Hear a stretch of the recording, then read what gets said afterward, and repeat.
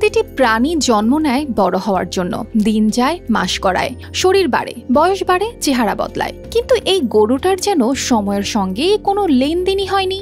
সে যেন জন্মের পরই সময়কে চোখে চোখ রেখে বলে দিয়েছে, আমি বড় হব না। প্রায় 20 বছর পেরিয়েছে, আশেপাশে সবকিছু বদলে গেছে। মাঠের ঘাস পাল্টেছে, মানুষ বদলেছে, ঋতুর রঙও গেছে বদলে। শুধু বদলায়নি গরুটার উচ্চতা। 36 ইঞ্চিতে দাঁড়িয়ে আছে সে, মাথা উঁচু করে, যেন গর্বে বলে, এইটুকুই আমার ঠিকানা। কালীগঞ্জ উপজেলার নরেন্দ্রপুর গ্রামের আনিসুর রহমানের এই গরুটিকে দেখে মনে হয় যেন সময় থেমে গেছে ওর জন্য। তবে খাওয়া দাওয়া একেবারে স্বাভাবিক, হাঁটাচলা কিংবা ব্যবহারেও কোনো সমস্যা নেই।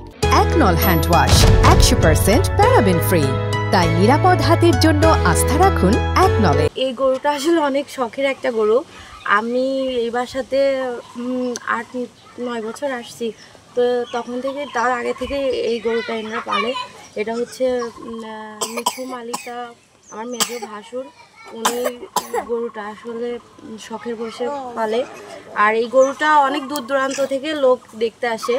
আর এই গরুটা দিয়ে অনেক প্রাইজও নিয়ে আসছে পশু হাসপাতাল থেকে। আমাদের গরু 20 বছর বয়স, আমি লালন পালন করি, খাওয়ানো দাওয়ানো সব আমি করি। আর আমার ছেলে গোসল মোসল সবই করাই আমি। অনেকেই হয়তো এমন অস্বাভাবিকতা দেখে চিন্তিত হতেন, কিন্তু আনিসুর রহমানের চোখে ওটা ছিল না কোনো দুশ্চিন্তা, বরং মমতার আরেক রূপ। আমাদের এই গরুটা মানে আমাদের বাংলাদেশের ভিতরে সর্বোচ্চ ছোট গরু এইটে, দেখতে অনেক সৌন্দর্য, আর তার বয়সও অনেক বেশি, 20 বছর বয়স।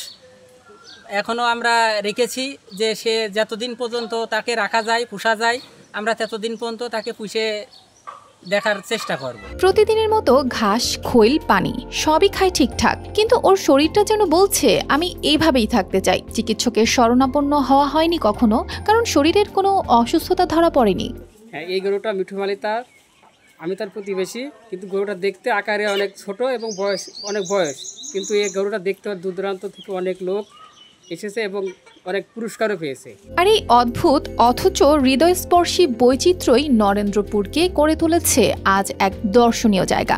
আশেপাশের গ্রাম থেকে মানুষ ছুটে আসছে শুধু এই গরুটিকে একবার চোখ ভরে দেখার জন্য। অনেকে ছবি তুলে নিচ্ছে, কেউ কেউ সোশ্যাল মিডিয়ায় শেয়ার করছে এই বেটে বিস্ময়ের গল্প।